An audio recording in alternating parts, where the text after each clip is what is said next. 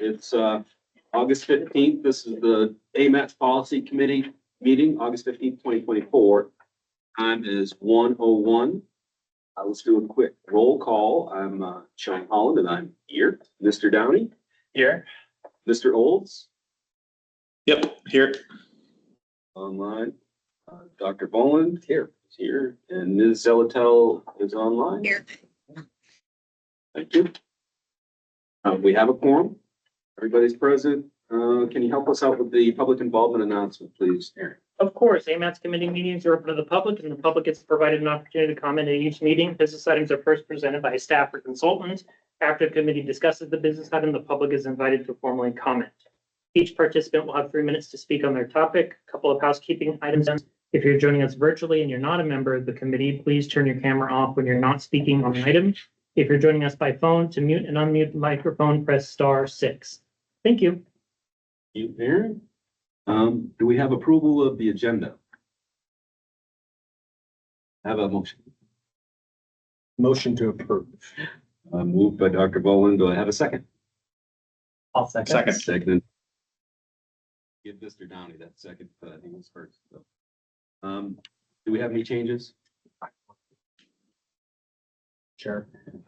If we could add just as an informational item at the end of the agenda, and well, I guess before committee comments, after our project and plan updates, a letter from the Alaska State Legislature.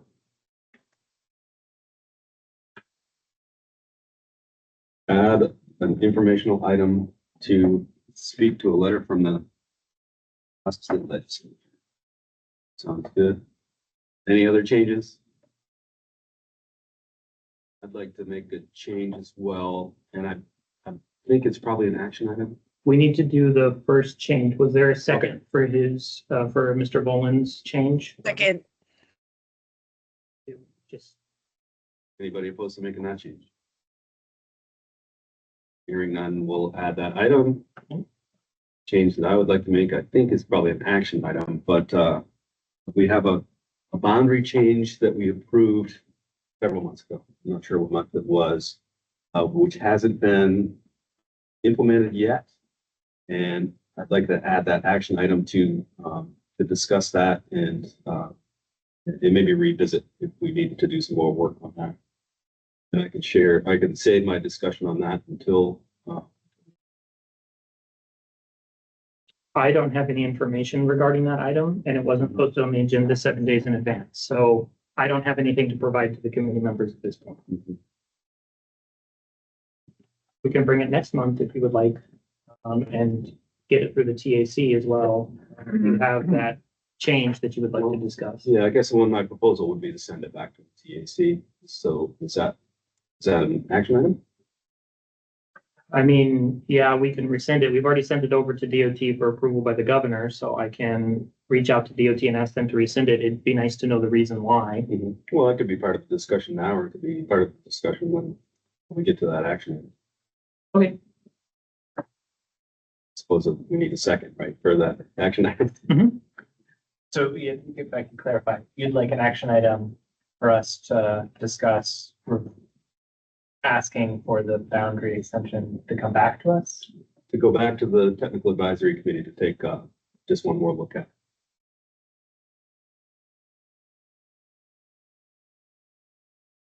I'll second that. Does anybody oppose to adding that to the agenda? I do. Because I'm not clear on what the actual item is. Is it to send it back? I mean, I want to make sure it's captured on the agenda so that, right, if anyone goes back and looks at what we did. So is it to resend, refer to the TAC and then back to the policy committee? Or is it just to refer to the TAC for final action, which I don't think is possible. I just want to make sure we capture all the steps. Yep, no, I think you captured it. The action would be to rescind the approval of the policy committee, send it back to the technical advisory committee, to then send it back to the policy committee for approval. Great. My only question would be, do we have like an action, like an item or a number or something that we could reference, even if it's later? So if someone wanted to go back and look at what we did, that they could. Because, right, the great thing about our agendas is they're all hyperlinked. Yeah. So that's so that they're aware, right, that it's going back to the TAC if this is something they wanted to be involved in and what it was exactly. Yeah, if I understand you correctly, we could add that as action item 5C. Yes, I guess what I was asking Aaron is there something, if we agree to add it now, that we can go back and add a hyperlink to the agenda as to what we actually referred? Yeah, we can go back and edit and make notion of it. We don't typically like to edit the agendas because we like to keep for record of what was actually sent out to the public. But we can add a note in there that the agenda was changed to add this action item at the meeting, so people are aware. Well, what's the cleanest way to do it, Aaron? You know, I don't think there's any urgency to approving that boundary. I could have DOT staff hold off on that concurrence and that signature until next month, if it's just easier to put that on next month's agenda. If that's cleaner, I'm fine with that. We can do that if that's easier for me, because then we don't have to edit the agenda, and I can just, if everybody's in concurrence, put it on there for September. Very good. Yeah. I will say, we're not really in a rush, but we do have a time limit, because at a certain point, FHW will want our boundary to be updated because we had changes for the census designated urban boundaries, and we need to reflect that in our boundary. So we do have a time limit. I believe it is by 2025. I forget the exact date. I'll find that info and have it available. Okay. It's obviously not tomorrow, but I do want to let you know we do have a time limit associated with that boundary. Sure. Okay. All right. Well, let's do that. Then we'll add it to next month's agenda. And I guess for clarity, it's not that critical. It's just, I'll tell you exactly what it is that we were adding a highway safety improvement program project on the Seward Highway. And we had it on hold because we discovered it's inside the new boundary. And when we approved that previously, I kind of asked what's the benefit of expanding our boundary when do we have to? And I don't know, I guess frankly, I didn't really see any benefit, but what I didn't think of was the detriment, and not critical, not good or bad, maybe more bad, but the policy, the process that we have for being able to program that project. If in fact the new boundary was in place, it would have delayed that project at least a year probably. So I just want to make sure that we think about just kind of the detriments to expanding that. I'm not saying that I won't vote for it next time it comes back to the policy committee, but I just think it needs a little bit. But anyway, we're through that. We'll keep the agenda with that one additional. Do we need to withdraw the motion or vote on the motion? Yeah, probably good to withdraw the motion, and then it'll be clean, but staff has their marching orders. I'll withdraw that motion.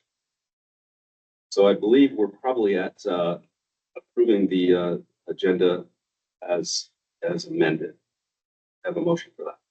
So, You already have a motion for that. okay, Yeah, and it's seconded. Yep. Okay, is there any it's okay.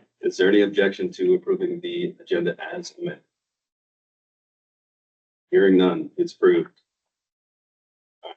So for agenda item number 4, we have before us the minutes from the July 18th, 2024 meeting for approval. Do we have a motion? Move to approve. Second. I'll second. Seconded by Mr. Downey, moved by Dr. Boland. Are there any changes or discussion? Hearing none. Are there any objections to approving the minutes? Hearing none. The minutes are approved for the July 18th, 2024 meeting. So we're on to action item 5A. Vulnerable road users data from strategic highway safety plan. Presentation? That'll be me to give you a quick overview of this.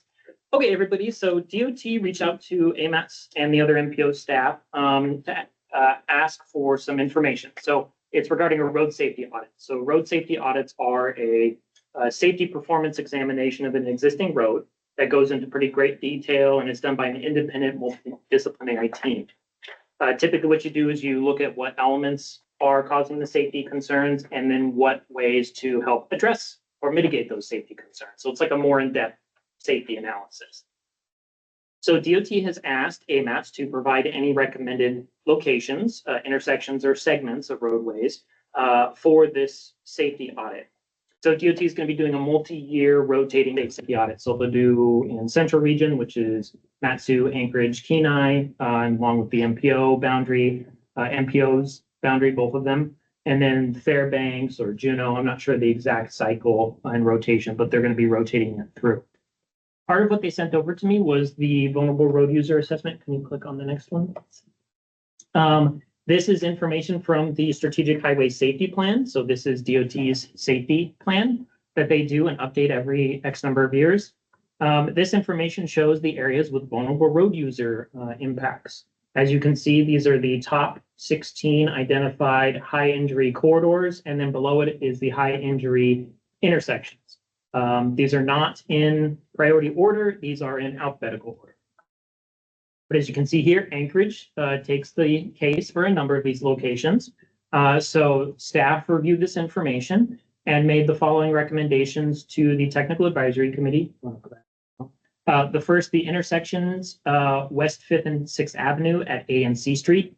I know it's more than one intersection, but because they're a couplet and because they're pretty conjoined, it's important to take a look at both inbound and outbound as well as 5th and 6th, because it's a pretty significant area. These intersections are part of the Justice 40 locations. Justice 40 is an equity measure by FHWA where states are, expected to spend about 40% of their federal funding within these locations, or are encouraged to. It also falls within an active planning project, the Downtown Streets Engineering Study, as well as the upcoming AMATS AC Corridor Plan. Additionally, the AMATS Safety Plan lists these locations as a higher need.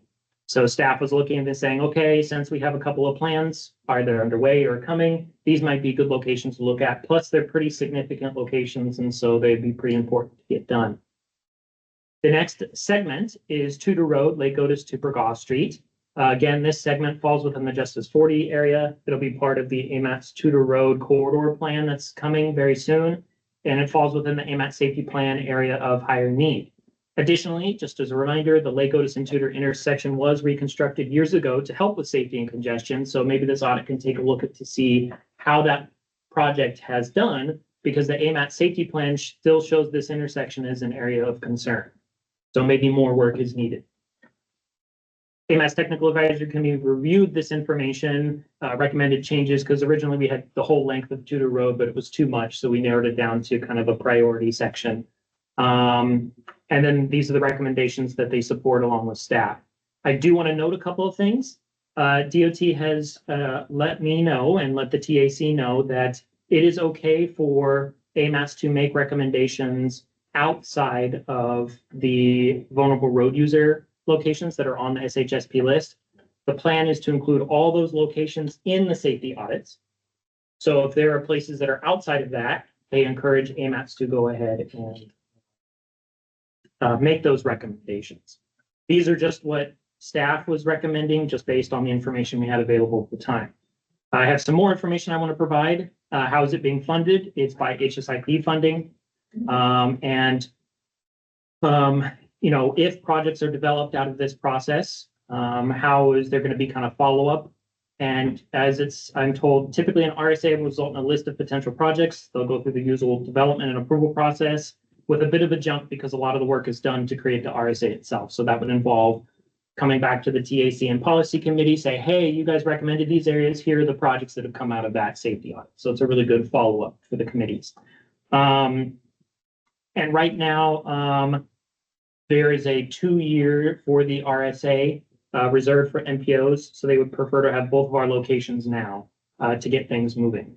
However, we have the option of selecting one now and one later. So don't be worried that if we miss it now, we'll never have a chance to come back for another one later. That is all I had. We do have people from DOT who can help answer more questions that I may not have answered. Thank you. Are there any questions or comments from the committee? Yes, I do have one question. Okay. So in the action requested, Aaron, it says to provide approval of one for future road safety audit. And so is the policy committee being asked to choose between these two different staff recommendations, or could we move them both forward as part of the request? Or I suppose a third scenario would be we choose our own, but I'm not really interested personally. But is it possible to put both of these recommendations forward? Do we have? Yes, originally it looked like we had the option just like one segment or one intersection, but further clarification from DOT, it sounds like we can actually choose more than one. So the recommendation would be for both of them. We just couldn't update the memo because we had already posted it to the website for the public. I think. Thank you. Any other comments or questions from the committee? I have a question, please.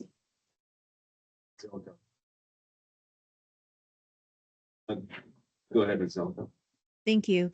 If we recommend these two areas and they become audit areas, what does that functionally mean in terms of funding and or the particular corridor studies? Are they just add-ons, or are we going to be taking what we learn in the audits to possibly then move into using those to plan the HSIP funding? Like, I guess I'm not sure what the practical effect of designating these two areas is.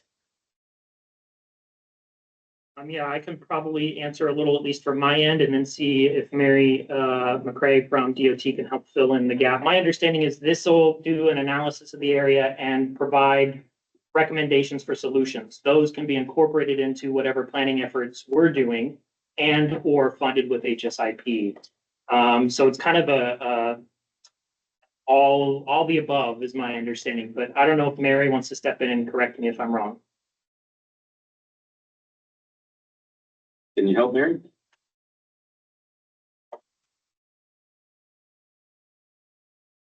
They don't have it. Mary's unmuted, but no noise, no sound is coming out. Let's try that. Can you hear me Can you- now? There you are. Yeah, go ahead. Excellent. And my apologies. I have multiple mute buttons and I apparently pressed more than one of them. So Aaron, that was a great summary. The only thing that I would add is that from a practical standpoint, having a list of potential projects does make it, I think, it does sort of smooth the way for those projects in those locations. And because a road safety audit is a fact-based, data-driven process, we don't know in advance what those could be. So the general feeling is that while we can't guarantee that it'll turn into projects, having that menu, if you will, is an advantage for those locations. Great. Thank you both. That was very helpful. I'm just kind of curious. So there's a segment that the DOT recommended here that isn't in the recommendation. So my question, I have two questions. Was there an intersection that was recommended as well? Number one question. Number two, I guess just tell me why we didn't select that. Yes, thank you. I missed that. So Central Region DOT had already requested that the DeBar Road between Pine and Boniface be audited, so there was no need for AMATS to make a recommendation on that location. And we are recommending the intersections of West 5th and 6th and A&C and the segment of Tudor Road. Those are our two. One's an intersection, one's a segment, even though there's multiple intersections on the 5th and 6th. Well, so these are in addition to. Okay. Yes. Understood. Any other comments, questions from the committee? Yeah, I think it sounds like this is a multi-year project with multi-year process with many, many projects. I was curious, maybe from DOT, there's a sense of prioritization or timeline attached to it. If there's any kind of ranking or series, like sense of what would happen first. Here's what I'd So- pass it on to. My apologies. I didn't mean to jump the gun. Please, if you want. So this is a 5-year project with the first year being a Central Region nominated location and the second and fourth years being nominations from the MPO. So the prioritization of specific locations is entirely up to you. We will follow your lead in this.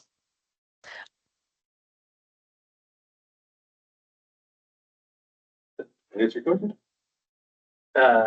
Yeah, I guess I'd be curious. It wasn't clear to me from the given documents what existing prioritization there is and what projects we would need. Sounds like we would need to prioritize projects for the second and fourth year.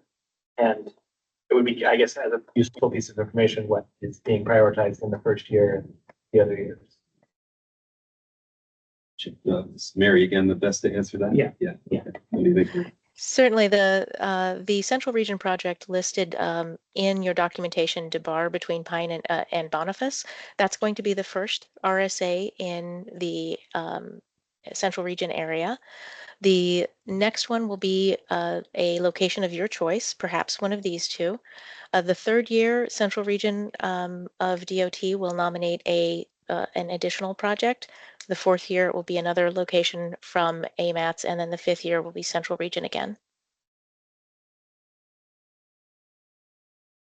So if I'm understanding correctly, then that means that list of projects on the vulnerable section 6 high-risk corridors and intersections, since it sounds like we're going to do one a year, that these other projects are not going to happen. Thank you for the clarification to your question. So there are two different projects. One is already in existence, and that's the one that Aaron has brought to you today. There is a second project that will be proposed this year by statewide to do road safety audits for all 31 of the vulnerable road user safety audit high injury locations. That will be a different 5-year project, which will tackle all of these locations that are not already chosen as priority locations by the MPOs for the first project. I understand it might be a little bit complicated, so let me just be clear. You can choose these locations now, and because you prioritize them so much that you want to make sure that they are taken care of immediately, or as close to immediately as this project can do. We are nominating another project, the goal of which is to do a road safety audit for each of the 31 locations in the vulnerable road user safety audit, including the ones that are currently recommended by staff. So you as a body have the opportunity to say, since we don't know that the nominated project that is being proposed this year will definitely be taken up, you can say, it doesn't matter what happens with this proposed project. We are going to prioritize these two locations because they're so important to us. And if the vulnerable road user safety audit, road safety audit proposal goes through, that's fine. Our priorities are to make sure that these get hit now. Does that make more sense? Yes. So if I'm understanding correctly, there are two audits happening in parallel, both 5-year programs, one of which we're selecting 2 of our highest priority items to recommend to you for in year 2 and 4. And then this other list, high risk corridors and intersections, you're going to do all 36 in some unspecified order. Yes. Right? Yes, but I do want to emphasize that the projects, I'm sorry, that the road safety audit program that is currently on your action item list is already approved, whereas the one that I mentioned for all 31 locations has not yet been nominated, so we can't guarantee that it will go through, but it is our intention to nominate it.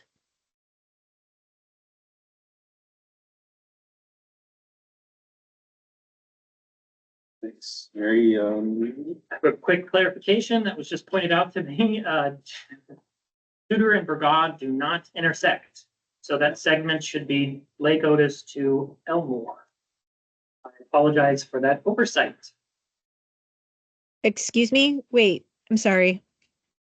Tudor Road. Oh, I thought it was Tudor Road from Lake Otis to Burgaw. Yeah, it That would be works. Tudor. You can go down Tudor Road and come from Lake Otis all the way to Burgaw. Midtown would love that. Please don't change it. I think the intent there was the segment that matches up with our safety plan, which is Lake Otis to Elmore.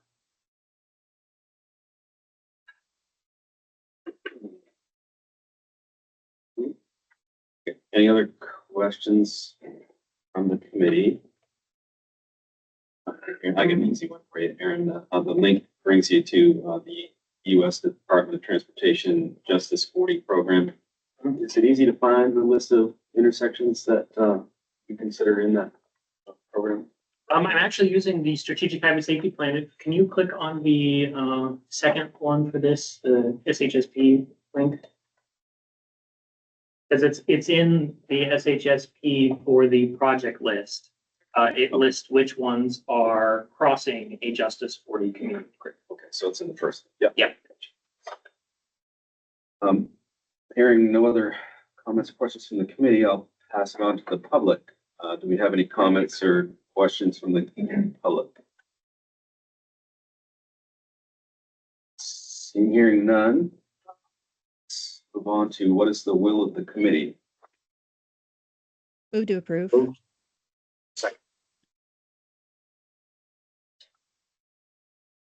We have to amend the memo. Yes. Or you can just note that it's a clerical error and it's incorporating that change if that is what the committee wants. Well, so shall I move to amend? I think so. Okay.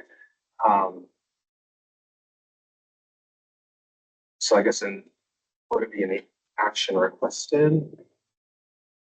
Yeah, just to change the termini to match up with Lagotis to Elmore instead of Bergoff. Move that. But if you might, it seemed like there was another issue, which was the memo says we're only recommending one thing, but we talked about recommending both. We might consider if we as a body have a priority between the two, which we want to do first.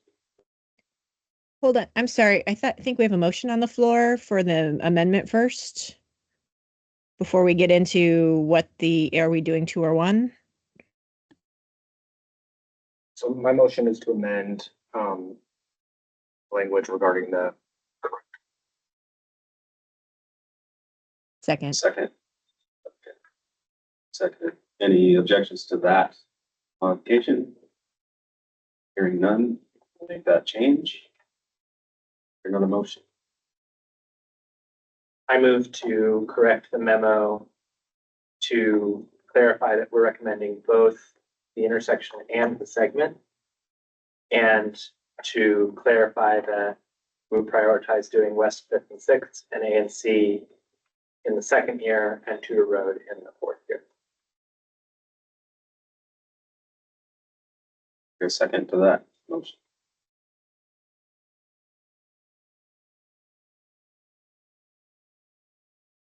I will second for the purposes of discussion. Seconded by Dr. Boland. Let's do I hear any discussion?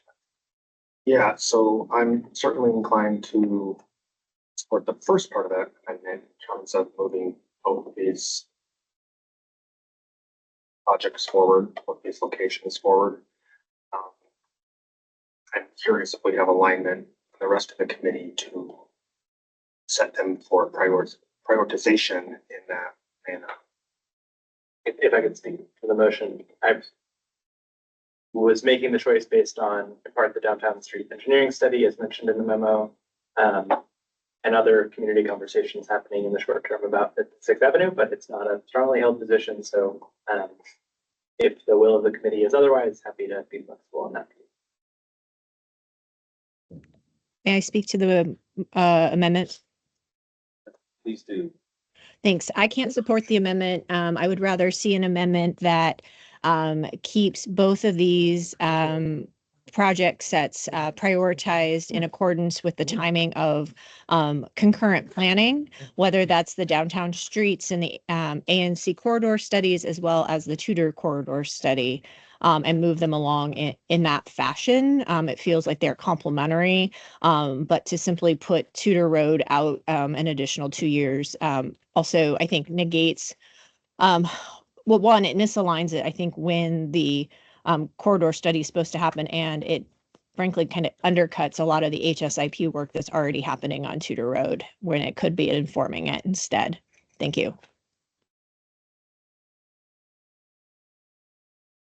I can ask a clarifying question, this may be for DOT. My understanding from DOT is that we have to choose one for the second year, one for the fourth year. We can't get both in the second year.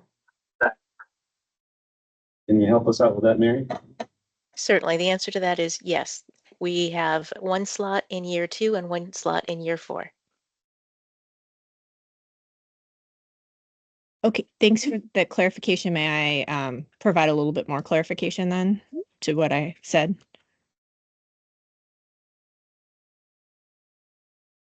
Yes, please. Okay, thank you. Frankly, and it's not an AMATS policy committee thing, but I don't want Midtown to take a back street, frankly, or a back seat to downtown on this. And so I can't support that when I think it would also misalign it, I believe, with when the corridor study is set to go. So I can't support that. I guess, so if I can ask a procedural question as a new person, be happy to amend my motion to reverse the order.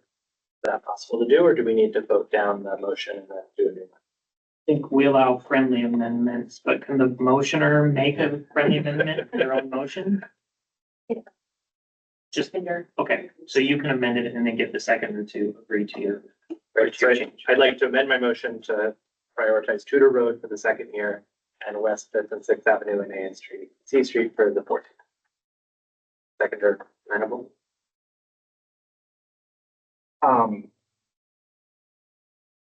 You know, I guess I feel a little uncomfortable. Yeah, the assembly representatives on this policy committee, North Anchorage, and one represents Midtown. I feel like we're being put in an uncomfortable position to prioritize, you know, to say which one should go in the second one, second year, fourth year. And I guess I'm curious if they could be programmed according to whenever that planning, you know, associated planning process is finished. I mean, do we know that the Tudor Road project is not going to be finished before the downtown streets engineering study and or the ANC couplet study?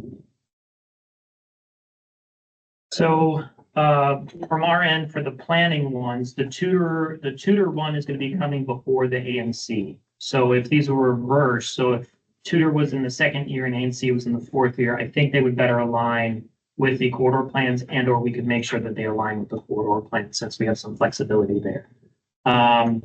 They won't align with the downtown streets since that's happening right now and is probably going to be done within the next year or so. But that doesn't negate the importance of selecting those corridors, because whatever comes from the downtown street can be complementary to whatever is chosen from here, can be complementary to whatever is chosen for what we look at for the ANC. Okay. We're probably out of order, but I'm gonna ask the question anyway. Are these put in order of priority by the technical advisory committee? Just both of them. Because of the time, we thought we had to select one. Okay. So we Okay. didn't bring a priority order forward to staff. Understood. Maybe it sounds like another assumption that I'm making right now is that we're fixed on this 2 and 4 year. I guess I'd be curious to learn from DOT if the bar between Pine and Boniface, it sounds like that's planned for year 1. If there's flexibility in terms of maybe Fifth and Sixth and Tudor coming in year 1 and 2 as opposed to 2 and 4. Unfortunately, that's not an option given the project that's been approved by FHWA. I think that Ms. Zelltel has her hand raised. May I make a suggestion on how to word the motion that might make everyone happy? Which would be that we would move these projects forward in accordance with the alignment with the corridor plans, but if the timing on the corridor plans were to change, the priority on the projects would change. What we know is these things move, right? They're attached in the STIP. They're doing the TIP. They're doing their own thing. And I don't want to come back or be tied into one order. And what if the projects get pushed, get reversed? Lots of things happen, right? And so if the intention is to align them with the corridor plans or with the downtown streets engineering study, If we could just align them to the other studies so that they can move as the timing works, I think that's kind of where I was at. It wasn't, yes, I'm very protective of Midtown, but in the end, it was more about alignment with the actual other pieces that are moving. So if there's some kind of motion there, I think that kind of captures where I was at and kind of what I've heard in terms of how to leverage this opportunity. Procedurally, then, how about I withdraw my motion and this I'll tell you what, yeah, I'll withdraw my motion. Things neater. And then the second would have to agree to that. Motion is removed. Want to try a new motion, Ms. Zeladell? Sure. I'm not there in person because I have a bit of a cold, so I don't feel like my head is as precise as it should be. But I would move that the projects go forward in coordination and as close to alignment as possible with the corridor plan or corridor studies as programmed in the TIP and any other concurrent studies. Second for that motion. Seconded by Dr. Boland. Let's go to, are there any objections to approving that motion? Hearing none, I believe that was a motion to amend the memo. Correct. Yes. So what's our motion right now? So you have the main motion to move to approve, and then you have an amendment to changing to the road from Lake Otis to Elmore instead of Burgaw. And then you have a motion to move the project forward in coordination and close alignment as possible with the corridor studies as programmed in TIP and there any other studies. That's all you have. What was missing from there is clarifying that you want both the intersection and segment to go forward. Need that motion yet? If you would like both of them to go forward, yes, we would need an amendment to get that. Seconded. Second. Moved by Dr. Boland. We'll give this second to Mr. Downey. Are there any objections to making that to the memo? Hearing none. Forward with that edit. I think we're gonna move on to your motion to approve the memo as amended. You already have a motion on the floor. Do I hear any objections to approving that memo as amended? Hearing none, I think we're done with this action. Thank you. This will be easier. It's action item 5B, which is a letter of support for DOT&PF wildlife crossing study. Presentation for that. I'm just gonna give a quick overview of it and then DOT can help fill in any of the gaps I have. So DOT brought forward a letter of support on this wildlife vehicle collision mitigation study to seek a discretionary grant for it. So the letter is before you for review and the technical advisory committee reviewed it and recommended approval. My understanding is DOT was originally going to do an actual project to do the corridor crossing, wildlife crossing, but there was a desire to maybe pull back and do some more study of the area to determine the exact locations and to get all the coordination between JBER and DOT and the Muni and every other landowner in the public possible for that area before a decision was reached or is reached. Staff reviewed this and recommend support. I think it's really good to see DOT doing this kind of study and outreach effort. So I and the technical advisory committee recommend support of this letter. Thank you. Thanks, Aaron. DOT have anything to add? Seeing anybody? Are there any questions or comments from the committee? I'll just say that, you know, our wildlife, I would include them for vulnerable road users.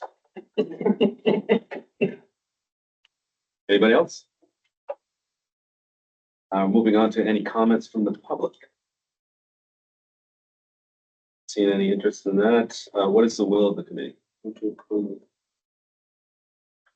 Seconded. Moved by Dr. Boland, seconded by Mr. Downey. Are there any objections to approving the motion? Hearing none, the motion is approved. Is that it for action items? That's it. Next on the list is the Hiland Road Interchange Project update. Like it's just in here or go over?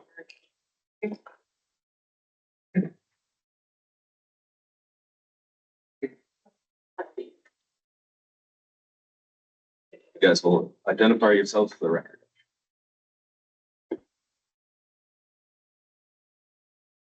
Hi, I'm Galen Jones. I'm a project manager at Alaska Department of Transportation.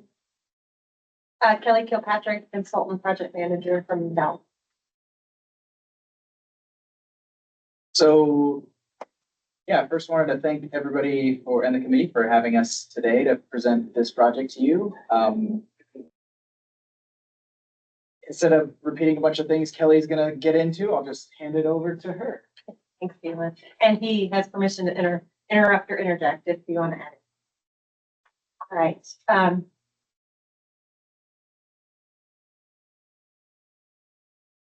right, project area.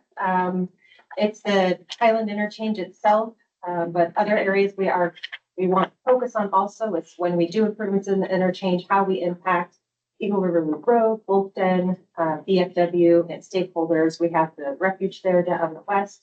We have the high school. We have a shuttle facility. We have some DNR land, and we have the Eagle River Campground there on the north. Project purpose and objectives. You'll see as we go through the presentation, it'll help you understand why the project purpose and objectives were considered. I'll keep it short. So purpose is improve operations, capacity, and safety for motorized and non-motorized users.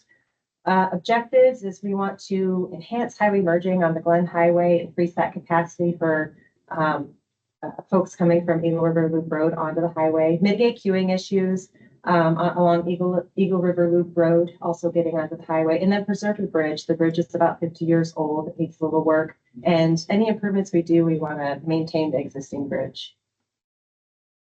Project funding, we have 2.9 million in design funding. It came from state and federal sources over the past several years. Current design is under federal funding. We are looking to recommend approximately 19 million for federal funding to support construction. We definitely recognize that we need for this funding. We're looking to have it considered, approved, and implemented in the TIP and the STIP. We also recognize it needs to be in a TIP before the STIP. We may be a little bit out of order, and I think that's mainly from how the amendments are going for both the TIP and the STIP. So it is in the Amendment 1 for the STIP. And then I believe the TIP is getting started here in October. So we're working through those steps, maybe a little bit out of order, but we do want to make sure we're doing what we need to. That 19 million, that includes right-of-way acquisition if needed, utilities, relocations, all of the design funding that's shown above, as well as construction fundings. Those total project costs. Project schedule is initiated in 2022. And then environmental and conceptual design was kicked off in late 2023. Our goal is to have a preferred alternative chosen this winter. And then we can move forward into design and right-of-way acquisition. As Galen said, we're looking at options, hopefully to limit or eliminate right-of-way needs, but there's a possibility. And then we're looking for anticipated construction 26, depending on if funding is in the STIP. So I think it's important before we give you an idea of the issues that the interchange is seeing is give a little history on the background. This interchange is 50 years old, so it was constructed originally in the 1970s. And the original connection was that orange line. That's actually Hiland Road. So Hiland Road's low development, low growth, so low demand.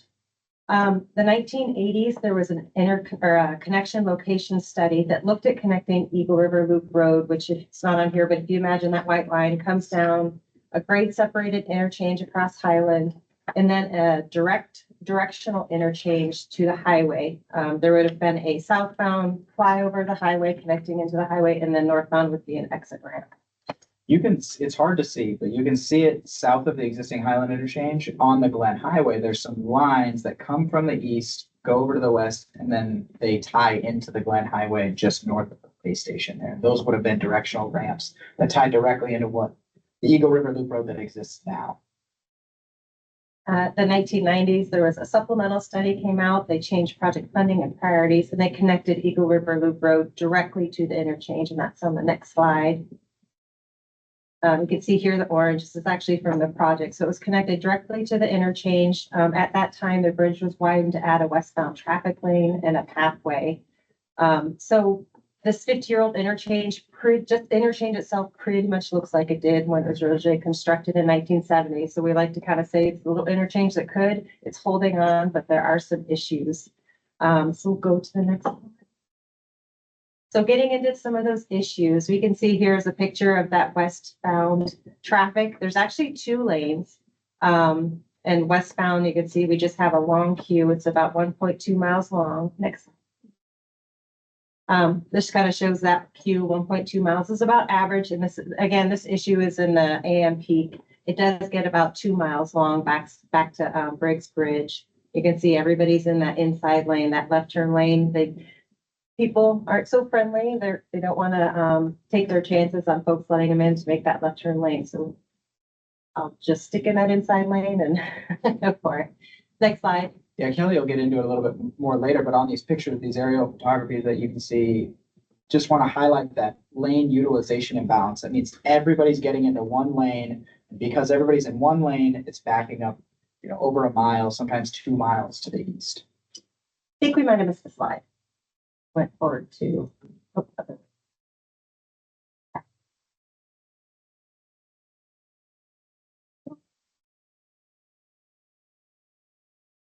Yeah, this one.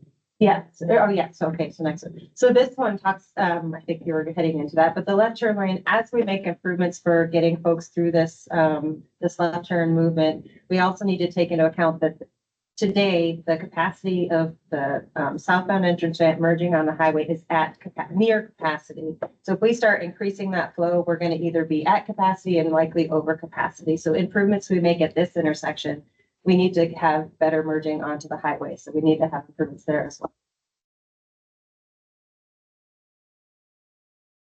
So the existing bridge, it's 50 years old. So it has a 75-year design life, about 25 years left. And that's pending inspection. So it can last longer, it can last shorter, but annual inspections will happen. Mentioned it was widened in the 90s, so we don't want to widen it again. It's in good condition, but needs some preventative maintenance. You can see the pavement's deteriorated there. Water's getting under the existing waterproof membrane, so there'll be some items that we want to replace. We've mapped existing non-motorized facilities out there, so it is something we're taking into consideration when we do improvements. So we'll have a high priority on coordinating with local bike and ped groups, the high school, and also transit. And then again, transit, Route 92 actually had to stop right in the middle of the interchange, not desirable location for a transit stop, but that route gets off on the interchange. I believe, no, yeah, it gets off of the interchange, then back on, and then comes down back through VFW up to the Eagle River Transit Center. So again, if we make improvements, we want to take into consideration the stop. Maybe we have an opportunity to move it, get it in a better location out of the interchange. So we'll be coordinating with MLA Transit as we choose improvements. I just wanted to highlight as well, if we can go back 2 slides, the one prior to this. There's a really important connection that happens for non-motorized users at this location. So there's a trail that goes down VFW Road that comes from Eagle River to the south, and then the shared use pathway drops the traffic onto a shoulder. They take that shoulder to Eagle River Loop Road, they ride on a shoulder until they get onto a sidewalk over the Glen Highway Bridge, and then they're able to go south onto the Glen Highway Trail. So this is the primary connection to cross the Glen Highway to get from Eagle River to Anchorage. So we have some really fun opportunities here to improve that connection. Brainstorming ideas. So we have done some brainstorming and have come up with a handful of options we could look at. So number 1 is that add lane. So that's when we're talking about increasing capacity of merging southbound traffic merging onto the Glen Highways. Right now it's a merge option. So maybe we add an add lane. So they have that faster entrance into the highway. Number 2 is provide two lanes. So that's for westbound traffic heading from Eagle River Loop Road to the Glen Highway. So maybe we look at 2 left turn lanes or 2 right turn lanes. Number 3 is reconnect northbound entrance intersection. So if you get off the highway now northbound, you're looking at VFW, which heads up VFW versus say oversized vehicles needing to just bypass the bridge. They go up the ramp, they have to make a left, then a right to get onto the highway, that northbound right. So an ideal interchange is, let's bring that ramp back and look at that VFW connection. Number 4 is realign VFW roads. So get VFW out of the equation, line up that ramp, and maybe it's the green area. So VFW, maybe it connects up to Wolfden. Number 5 is we've looked at several modifications to the interchange. As part of this project, it's a near-term solution. That bridge is 25 years old. We want to make this go as far as we can without having a major reconstruction of the interchange. So we're looking at potential modifications to this interchange. We talked about, loop ramp, maybe 2 right turns or roundabouts been requested in some areas. So we are looking at different interchange modifications. And it's still at the concept level. We're looking at traffic analysis. Traffic analysis of each of the ideas that we come up with will help us determine how far we need to take those improvements. Can we keep it small, or do we need to go a little bit bigger to get that 25 years? Public involvement in agency stakeholder communications, really important. We started that with the interchange workshop at the end of April. That purpose was to inform them about the project, let them know if there's existing conditions, a little bit of history, and get some feedback from stakeholders and folks in that.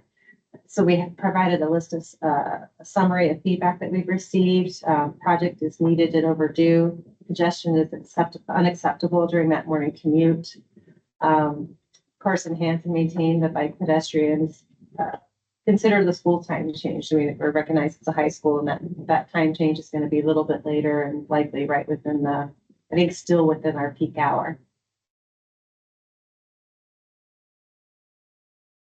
Concerns about impacts to emergency vehicle access to the correctional facility. So that's if we take the VFW kind of out of the equation with direct ramp access. There'd be a little out of direction. They would have to take the ramp off, head up to Wolfden, and then go to the correctional facility. So maybe not having that straight shot. We can potentially look at ideas that still gives them that opportunity. Consider overheight vehicles through the interchange. So it's, today it's not the best ideal route for oversize on the east side. The west side has the direct connection of ramps. But if we look at roundabouts or anything outside of that, we need to consider the oversized vehicles. Consider roundabouts at both terminals. One of our concepts had it on one side, and space might be a little bit limited, but we're looking also on the west side, and that was the refuge, I believe. Access to look further at that one, or signalize the ramp nodes. And avoid increasing the number of vehicle travel lanes. So this was because we don't have lane utilization. Folks are on the inside. Is maybe at Wolfden we continue a 3rd lane that literally gives those folks that their own right turn lane onto the highway heading north, and keep those lanes as through lanes, which they are today, but it keeps the right turners out of that through lane. But we may not need it because we probably can get lane utilization with whatever we do at the west terminal itself, or overhead signage, making sure people know this is 2 lanes and you have that opportunity to make either a dual left, dual right, depending on what alternative we find that works best. And then our project team, we do have a website and email. That is it, unless there's any questions. Scott, do you have any questions or comments from the committee? Dr. Baldwin. Thank you for a great presentation. I guess I'm curious, in making this go to require an amendment to the, which is already fiscally constrained, what is the amount that would need to be programmed in the TIP? Does DOT proposal for what should be deprogrammed or deprioritized from the TIP? It's a priority. Talk about maybe the tip first. And maybe that doesn't necessarily have to come from AMATS allocation, right? I mean, it could use STIP money to into the tip to fix that fiscal constraint. Correct. Right now, there are no NHS or DOT funded projects in the TIP. That was removed as part of it because we were waiting for the STIP to come, and there's always a delay between those things. So we would have to add it in and DOT would have to show where the money's coming from, and that would be part of fiscal constraint. FHW approved 19 million. So the money's there. Well, so through the chair, it's my understanding, so that this was already in the tip as that large batch of NHS projects that was removed to be in compliance with the STIP. And so this would be just adding it back in. There was already money programmed for it in, which was, I'm assuming, part of that fiscally constrained equation. Things were out of order. It's supposed to be tip first, then the STIP. And so it wasn't in the STIP originally, and then it was added in as part of amendment number 1 into the STIP. So it has to be added into the tip prior to being in the STIP. So things are again out of order. Not my case to decide if that's okay or not, but there was a reason there was a delay is because the original STIP did not have this project in there because there's no funding identified for it. I asked multiple times for that information and never received it. Does that help you answer your question? Well, I think, why I think you demonstrated need and an improvement going forward. I think really what I'm after is, does anything have to be deprogrammed or taken off the tip? Currently exist, the amendment to make this happen. Or is this is just more money coming our way, that we get to do everything else, and It's a really hard question because the tip amendment number 2 that removes it hasn't been approved yet. Will be shortly, but yeah, go ahead. So the thing that we have to do actually is update the MTP first, because the cost estimate for this project in the MTP is only 8 million. So now it's 19 million. So it's a large cost increase. So we have to do an MTP amendment, which I'll speak to later for other projects as well. And that MTP amendment will talk and show and demonstrate fiscal constraint. That does have a limited amount of funding. So if we increase this funding for something, something else is going to have to be decreased for DOT projects. So, yes, because we have a limited amount of Even if funding. that money's gonna come from the STIP. Yes. And, I know as part of a recent amendment to the MTP, we did increase, I think we did fund at least partially the project. Any worker was a artillery road. I believe that's the one that was changed. It wasn't an amendment. It was just changing it before it was, as part of the public comment process, before it was final approved by the policy committee. And it was shifting some money from some of the other projects and putting it towards the artillery interchange project that's in there. Okay, I guess, what I will voice is, this is very interesting. Thank you for a great presentation. I'm just nervous about what potentially we need to drop off or be cut in funding from what we've already approved. Short range transportation or long range transportation. Comments, questions from the committee? I think I maybe heard you say that we have about 25 years left of life on the bridge. So this is sort of being envisioned as like kind of a temporary fix. Is Near that fair near to term, say? we want to see how far we can take it with improvements that we do. And And so, it, so far.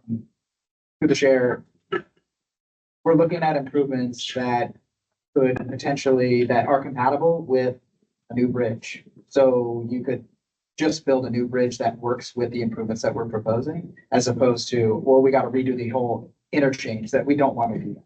So we're looking for cost-effective solutions that are compatible with a new bridge replacement.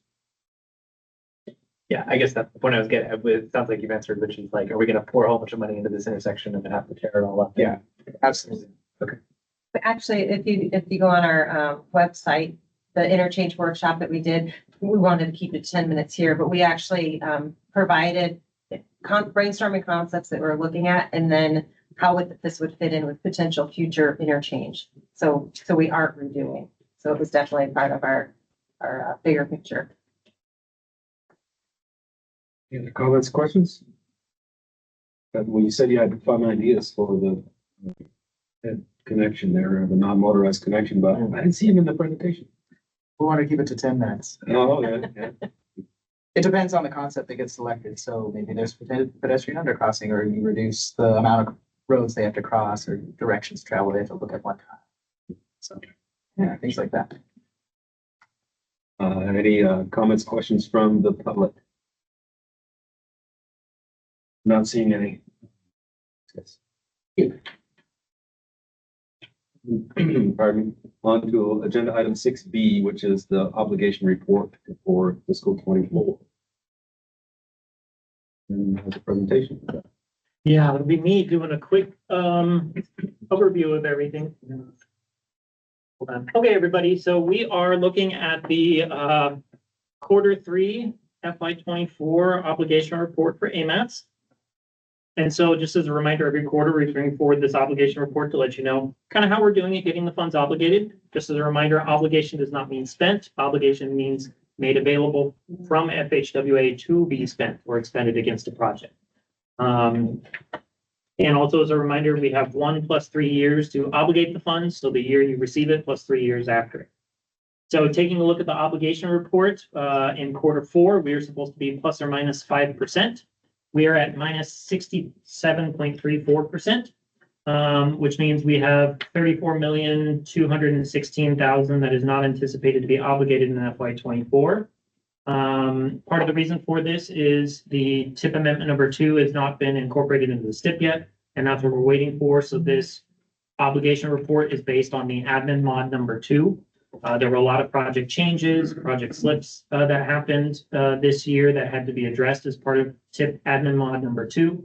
So that is the reason why there is so much money that looks like it's not going to be obligated this year. We wanted to give the committees a heads up. We're still waiting for this STIP to be approved.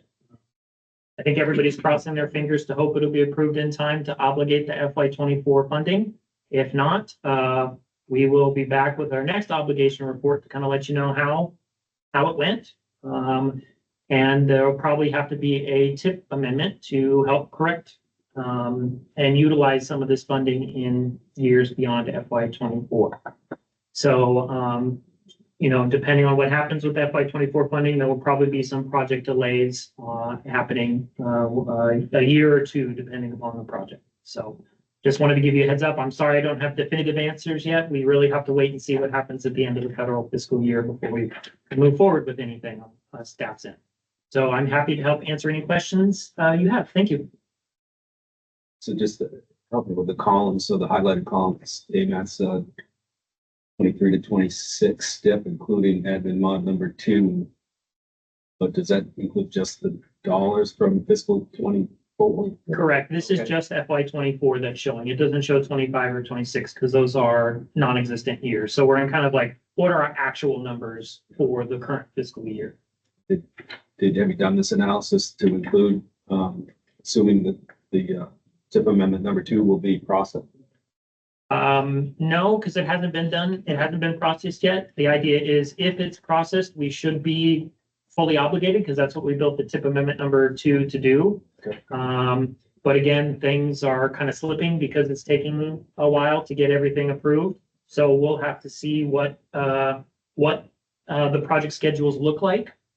For example, you know, Spenard Road is waiting for right-of-way funding that they may or may not receive, and that's kind of delaying starting on the next phase of or moving forward with that project. So if TIP or STIP amendment 1 is not approved in time for us to obligate the FY24 for the Spenard Road right-of-way phase, that project will probably slip a year.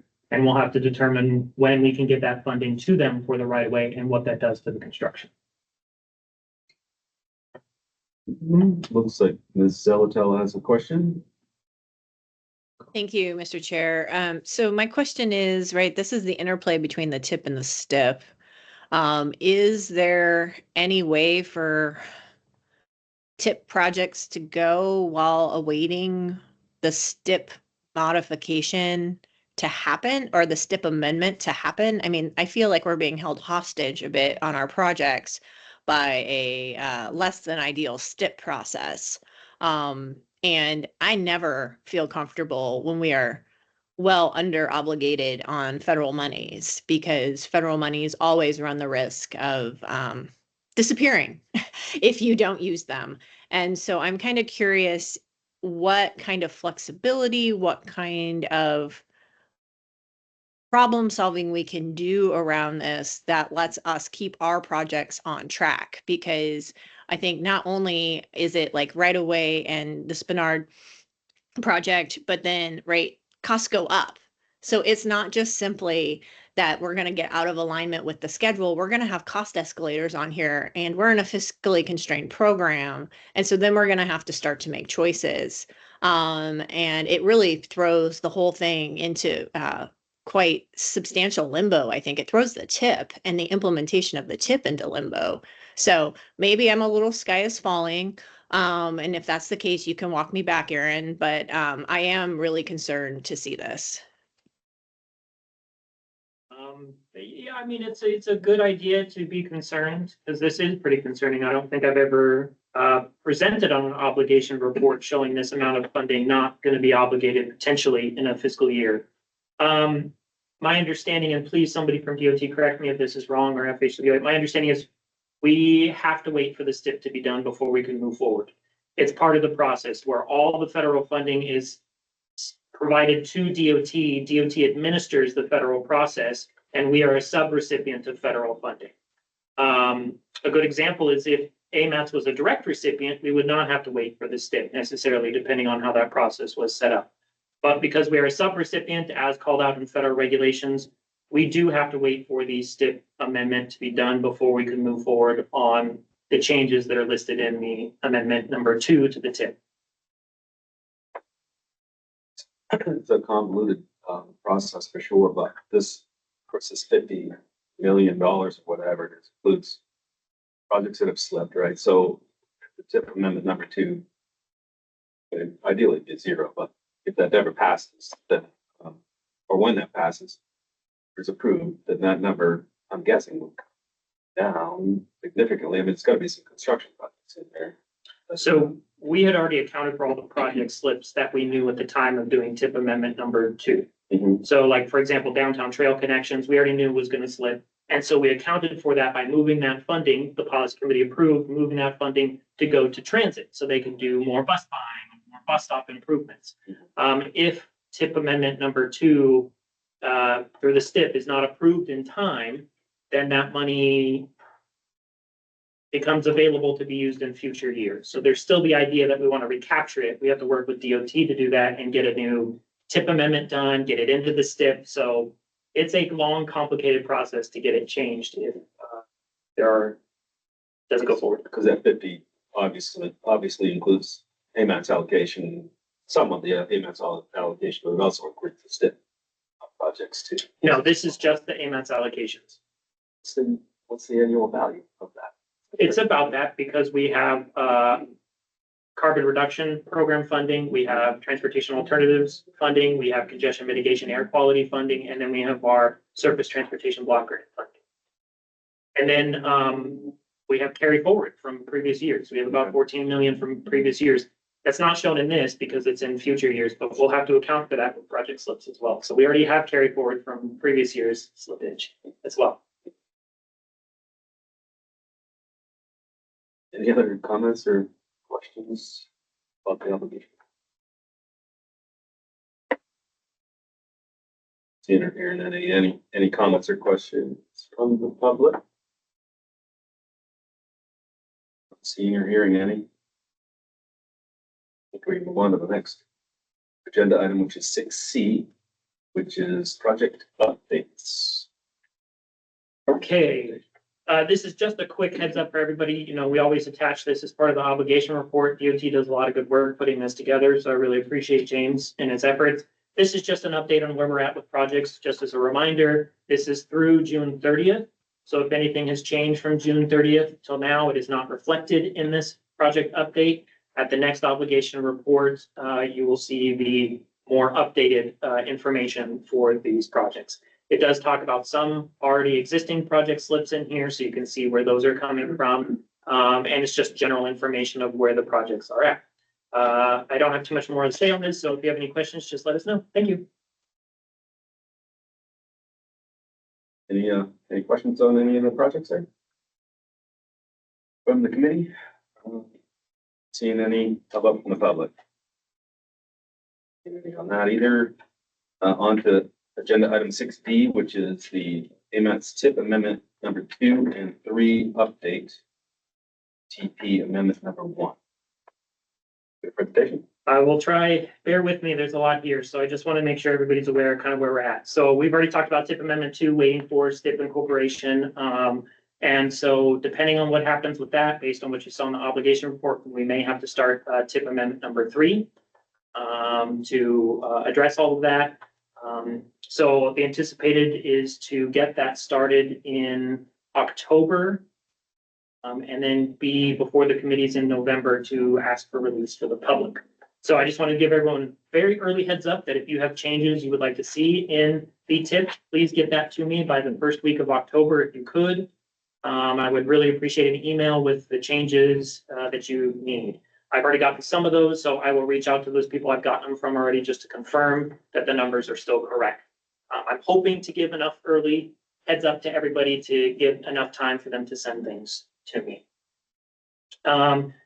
Okay, next item is the MTP amendment number 1.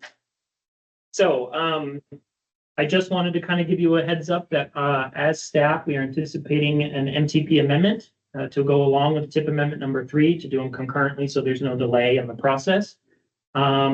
Based on changes that we've seen in the STIP for projects that are in the MTP, there have been some cost increases that we need to account for because our MTP is fiscally constrained. Just as a reminder, when we develop the MTP, we look at all revenue sources that come to projects within the AMATS boundary, historical data. So that's DOT's federal funding, AMATS's federal funding, if there's discretionary grants, the munis funding, transit funding, everything.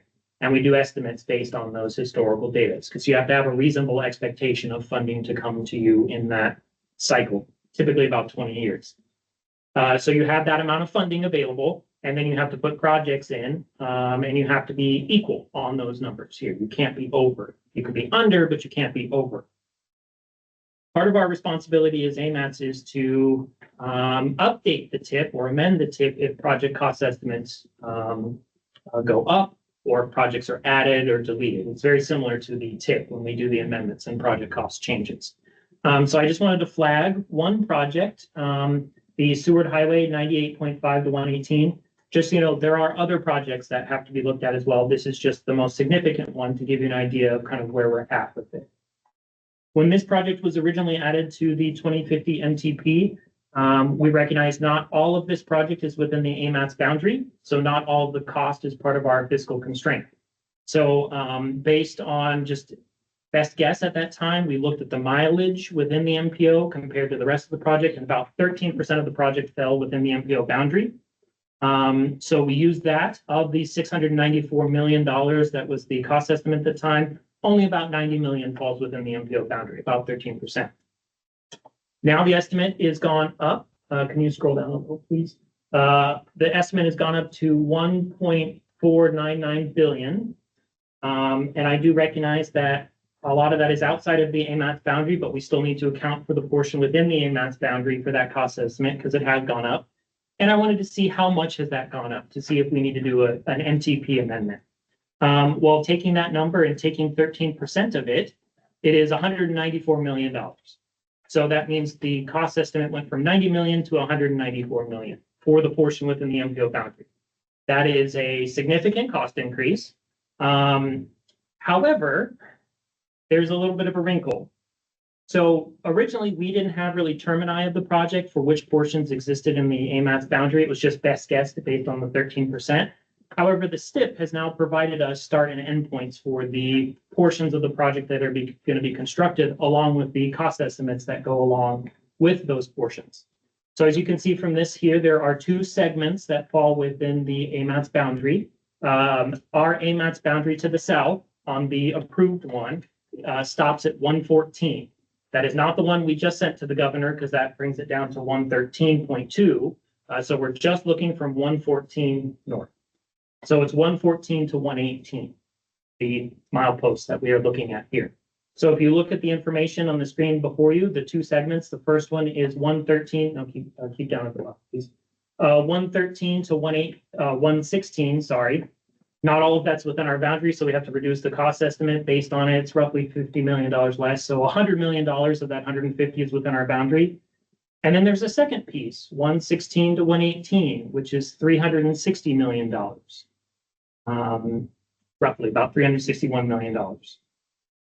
So kind of in a conundrum here, because using these STIP numbers here, the cost estimate for this project in the MTP goes from 90 million to 461 million,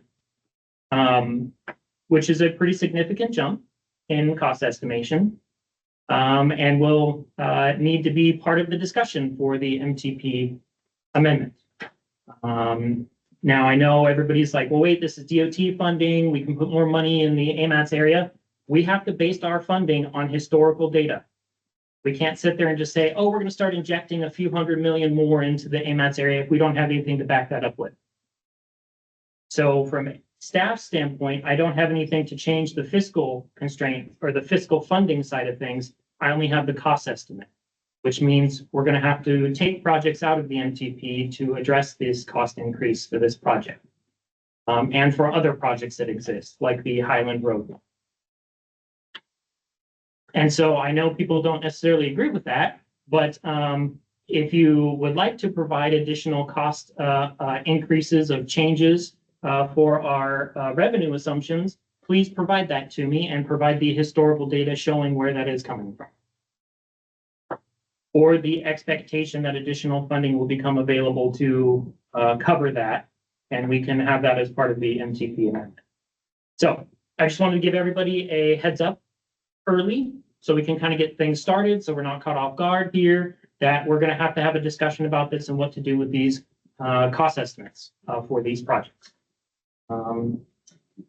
Okay, so my intent is probably to bring that forward next month or the following month to sit down and have discussions with the TAC and the PC about the cost estimations increase and then what we can do to amend the MTP.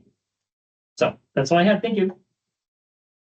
I'm challenged by that interpretation that you build bigger projects within the municipality and the number of that goes up. I mean, especially if it's on the interstate system and it's funded by the STIP. Those numbers there, but you could say that if that project is going to be in the STIP for that amount, then why can't you add that to the MTP? Because it's based on historical data that was provided me by DOT&PF. And using that data, we have a limited amount of funding. We should get that straightened up before we have that conversation, because that I think that's flawed. I mean, It was already approved by the policy committee. but I think that logic is flawed. If we're going to build $150 million on the interstate with STIP money, historically we haven't done that. I think you have the numbers right there that show that there's going to be money injected into the. And maybe I don't know, maybe you need confirmation for that from the DOT, but just think to base that on historical is a little bit. That's what we're required to do in federal regulations. Unless you have an assertion or an assumption that additional funding will come available, nobody has provided me that. So that's why I'm trying to give everybody a heads up early. Here's where we're at. If there is an increase in federal funding that is expected to come to the MPO area, we need that information and what that looks like. And then we can incorporate that into the amendment. So that doesn't indicate that more funding is coming to the AMATS area. I haven't been sent anything from DOT saying that additional funding is going to be coming in. Yeah, but we should get that straight before we have it. And I think the same goes to Hiland. You know, it's not uncommon. There's a big increase. I mean, the difference is that that project team was working on it, and they're still working on a concept estimate.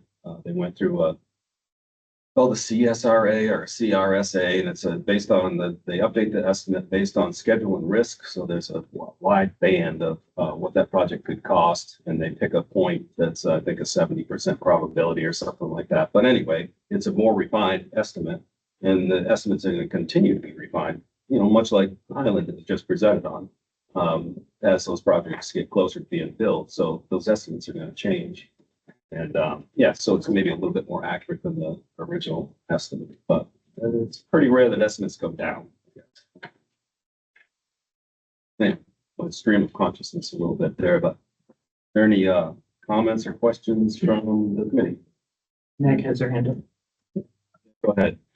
Yeah, thanks. Thanks for flagging this for us, Aaron. I think this project, the Highland Road project, this is not meant to sound flip, but it might come off that way. So I'm just prefacing it. But like, how serious are DOT about these big projects, these mega dollar projects? When we see billion-dollar plus projects, what is the likelihood of them actually getting built? Because I think the follow along effect of having to do MTP, potential MTP amendments, move other projects, just because we don't have the money in hand, I think we've got to start weighing those as a policy committee and get very real about how we're moving money through the and how we use it for project nomination and then what sits in the MTP, right? Because all of these things are linked and all of these amendments take a long time. I 100% agree that project estimates are rough to start and they get more and more refined over time. I also agree they rarely go down. But I think back to, frankly, the Seward Highway, and we were told for ages that it was a very high priority of DOT, and it doesn't feel like it is anymore. So I think we need to, I don't know if it's ultimately a work session or something, but these, and maybe this isn't a lot of money to DOT, but when we start talking about over $1 billion for a road project, it makes me wonder, what is the real likelihood of it actually going through? And are we really going to be able to secure that kind of money to make it happen in the time period we're talking about?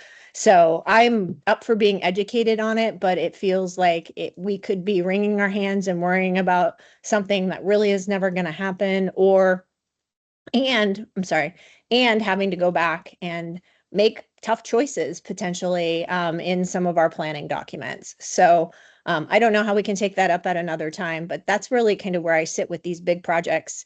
Kind of how likely are they actually going to be to go? I feel like we talked about this at the last meeting, and I know you weren't here, Meg, but my vision is that this is a program. It's not a project. And right now if you look on the website, there's no schedule other than they want to start construction in 25. It could take us 30 years to build this $1 billion project or $1.5 billion project or whatever it is. But yeah, that's not a bad idea. I mean, I think it would be good to have that project team come in and kind of explain the details on that. It's right now, I don't think we have, if I look at that big number, that 380 million, I don't think we have the contracting resources in the state probably to build that project in a year, so it's going to be spread over multiple years. So it's a program, not just a single project. And what is broken up here into 4 or 5 different stages. Again, my anticipation is that it's going to be broken down into even to smaller packages that are more affordable and that we can actually conquer. But that's me. We should probably get those details from the project team, and maybe that's something that we can get on the calendar.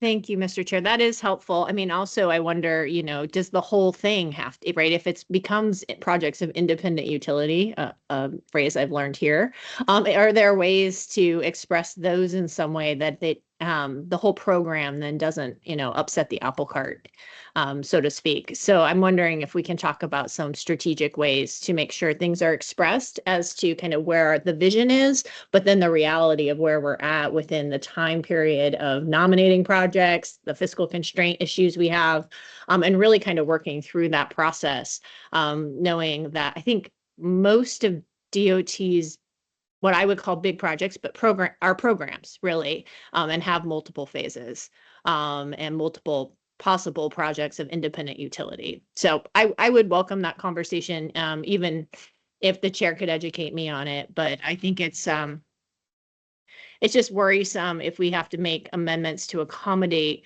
potential program and the certainty of it going forward as a full program is unknown. Thanks. Again, my vision, I think that corridor could have been multiple environmental documents. I think you could demonstrate we know where we have problem spots all through that corridor. We know where they're at. And we have, had an existing categorical exclusion for a segment in there already at Windy Corner. So yeah, I mean, that's my vision anyway, is that we would break it out and kind of solve some of our bigger problem areas first. And, but yeah, good idea to get the project team, I think, in and talk us through that. Any other comments or questions?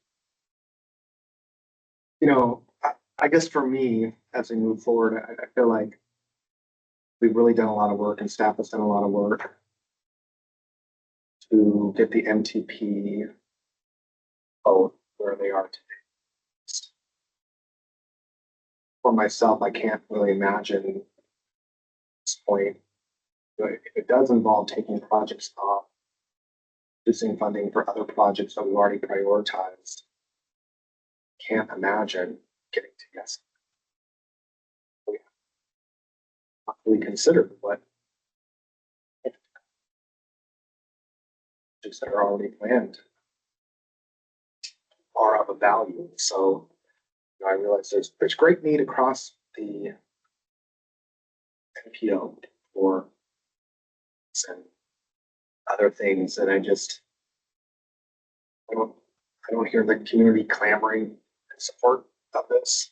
It's a huge number. So I mean, if this is magic money that's coming from elsewhere, it means that we don't have to deprogram or reduce funding for any of the other projects. But otherwise, I'm just skeptical. It's a safety corridor, and it's, the safety corridors are screened on the criteria of, serious and fatal crashes, and it's, a level that's higher than anywhere else in the state. And we've had a fatality this year. So there's a problem. Number one. Number two, I do think we need to get some clarity on how that affects the MTP, because in my brain, I mean, if we're adding money in here for this project, I don't see where, I know you just said it did, and we may have a disagreement there, and if I'm wrong, I will certainly admit it, but it's a STIP money, so I think it's in addition to the MTP money that we have. I know you still need to get that information, but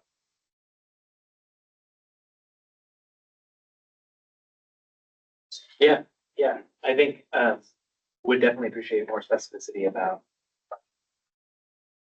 We should figure out a way to do that work session, whatever would be great. I do think even if it is additional money, I guess I think my understanding of our role is to set the priorities for how we spend money in the AMATS boundary. And I think if there is an additional $400 million, I think we want to make a conscious decision about whether we want to spend that on widening the highway or if we want to spend it on other things. And I think that's going to depend a lot on where the money's coming from, right? Understanding that we can't just, take $400 million to a bike lanes, right? Yeah. Like money will have constraints and it's coming from the state. And so we're working within those constraints. But I think even if it's magic money, I think I want us to be really careful about thinking about, what are alternatives on this project? How else could we achieve some of the safety goals, maybe in more cost-effective ways? Think about if there's flexibility with money, what else we might do with it. remember that we have a lot of needs within the NPO. We have a lot of needs across the state. And, we say that if AMATS said that they don't want, and I'm not sure what control AMATS has over the interstate system, maybe we could bring that up at a later time, but, let's say that we do, we decide not to spend $400 million. That is no guarantee that that's going to land in Anchorage at all. It could land anywhere in the state. Anchorage has become a hard place to build a project, and with needs all over the state. If we're in danger of some were guaranteed, but a lot of them.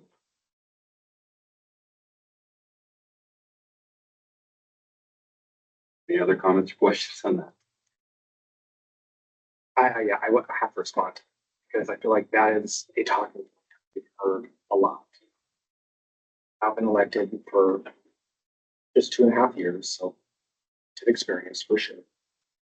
But we've heard that in work sessions, we've heard that here in this body. And, Mr. Downey, it will be repeated.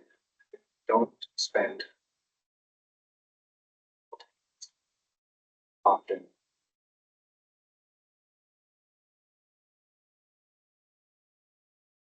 Be prepared for that. I'll remind you, that's not a threat. I mean, I live in Anchorage, so I want money to be spent in Anchorage personally. So, but it's a fact.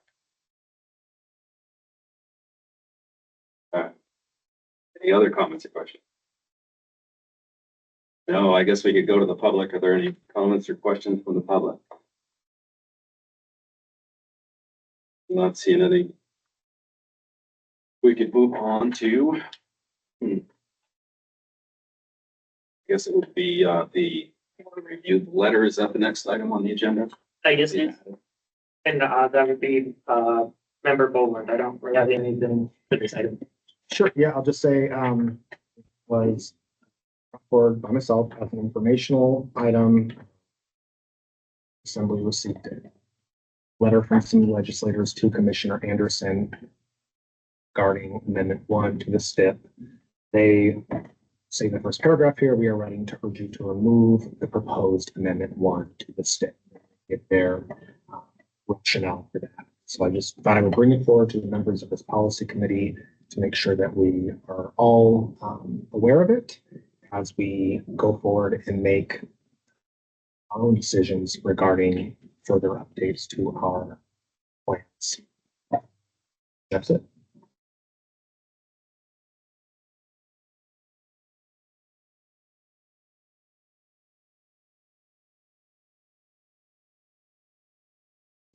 Maybe I'll just make a comment on that first paragraph.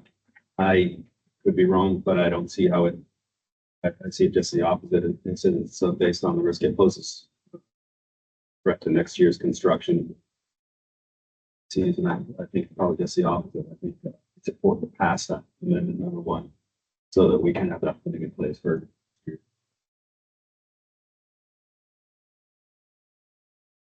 Any other comments, questions on that from the committee? If I may, it's actually a request to you, Mr. Chair. I'll just admit a little bit of ignorance and getting lost in where the STIP is at any given moment. Is it possible someone could kind of lay out a timeline where we've been, what we got left? Because I get a letter like that, I got to go back into all the STIP documents. If someone could even just bullet it, because it's been an unusual STIP. And so I don't know if that's possible to do. Question is a timeline on amendment number 1. Yeah, kind of not only amendment number 1, but a little bit like, right, we got here, right, just kind of the milestones we've used. I have some Midtown based community councils that are very interested in the STIP, particularly kind of what the pieces are that have happened and then what's to come.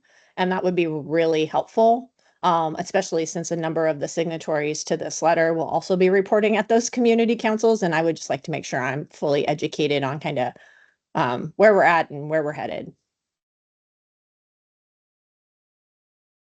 So amendment number 1 has gone up for public comment, and that public comment period has closed. Next step is for the DOT to lead prepared responses to those public comments and then submit it to the FHWA for approval.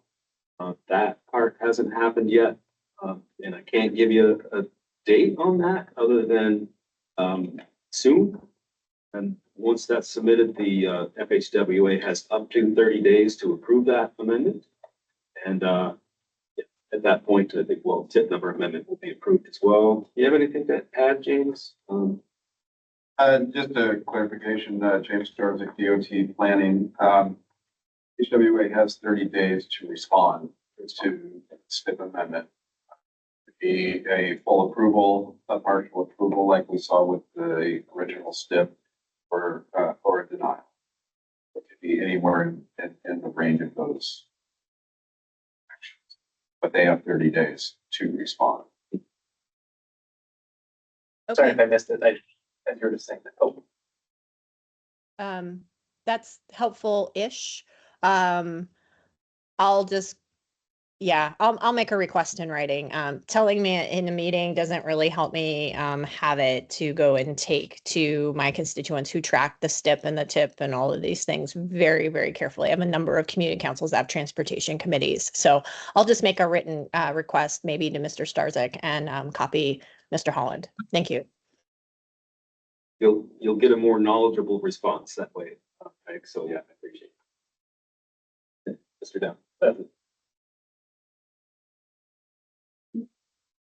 Any comments or questions from the public on that? I'm not seeing any. Move on to agenda item number 7, which is committee comments. Does the committee have any comments to add to it?